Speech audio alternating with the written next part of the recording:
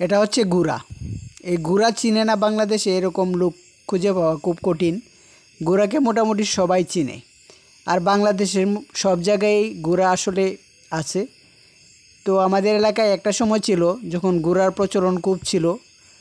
গুড়ার গাড়ি দিয়ে বিভিন্ন জায়গায় যাতায়াত, গুড়ার গাড়ি দিয়ে বিভিন্ন স্থান থেকে মালামাল আনা নেওয়া করা হইতো। কিন্তু এখন বর্তমানে আর এই ব্যবস্থাটা নাই, আর গুড়া ওই রকম নাই। তো হঠাৎ করে আজকে এই দুইটা গুড়া দেখতে পাইলাম, তাই ছবি ধারণ করলাম, ভিডিও ধারণ করলাম। তো অনেক দিন পর আমি আসলে গুড়া দেখলাম আমাদের এলাকায়। তো একটা সময় আমরা যখন ছোটো ছিলাম তখন কিন্তু প্রতিদিনই গুড়ার দেখতে পাইতাম। গুড়া দিয়ে বিভিন্ন ধরনের মালামাল এক জায়গা থেকে আরেক জায়গায়, শহর থেকে গ্রামে, গ্রাম থেকে শহরে আনা নেওয়া করা হইতো। এবং গুড়ার গলায় এক ধরনের ঝনঝনি বাজানো লাগানো থাকতো। তো গুড়া যখন যাইতো টক টক শব্দ করে এই ঝনঝনিগুলো বাজতো, তখনই আমরা দৌড়ে গিয়ে গুড়া দেখতে যাইতাম। আর আসলে গুড়া দিয়ে আসলে শুধু মালামাল টানতো বিষয়টা এরকম না, গুড়া দিয়ে আসলে এক জায়গা থেকে আরেক জায়গায় মানুষ যাইতো। গুড়ার গাড়ি ছিল, ওই গাড়ির উপর বৈশা একটা মোট কথা যানবাহনের মতো এক জায়গা থেকে আরেক জায়গায় যাওয়া আসা করা যাইতো, মালামাল টানো যাইতো। অনেক ধরনের সুবিধার্থে মানুষ গুড়া ব্যবহার করতো তখন। এখন তো বর্তমান যে সমাজ ব্যবস্থা আমাদের এলাকায় বিশেষ করে গুড়া নাই গাই।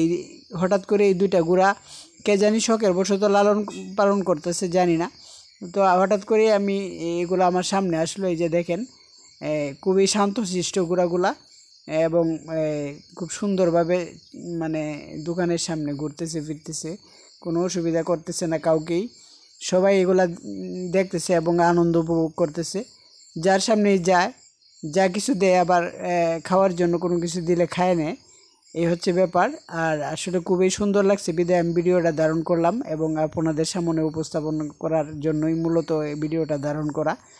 আর দেখেন দেখতেও আসলে ঘোড়াগুলো খুবই চমৎকার। এগুলা সারাদিনে বিভিন্ন জায়গায় ঘুরে ফিরে খায় এবং এই চলাফেরা করে মানুষের সামনে। এই এক জায়গা থেকে আমাদের এলাকায় পাশে শুনলাম যে পাশে এক ভাই আছে, ওই ভাই লালন পালন করে। যে দেখেন আমি হাত বুলাই দিলাম, তো আদর করলাম।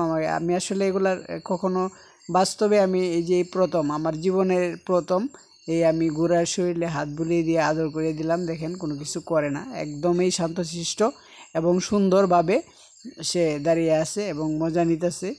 তো আসলে আমারও খুব ভালো লাগছে এগুলা করতে, মানে আদর করতে আমার খুব ভালো লাগছে। আর চুলগুলা খুবই সুন্দর ছিল, শরীরটাও মানে খুবই চমৎকার, অসাধারণ লাগছে আমার কাছে। চুলগুলা খুবই ভালো। আর যে ভাইয়া রাখে, ভাইয়া খুব সুন্দরভাবে রাখে হয়তো বা, এই হচ্ছে ব্যাপার। তো আমাদের এলাকায় সাধারণত এর আগে দীর্ঘদিন পর এই ঘোড়াগুলো আমি আমার সামনে আসলো। তো ছেলেমেয়েরা, ছোটো ছোটো ছেলেমেয়েরা ঘোড়া আসলে অনেকেই ঘোড়া কী জিনিস বুঝতো না, যেহেতু আমাদের এলাকায় দীর্ঘদিন পর এই ঘোড়াগুলো দেখতে পাওয়া গেছে।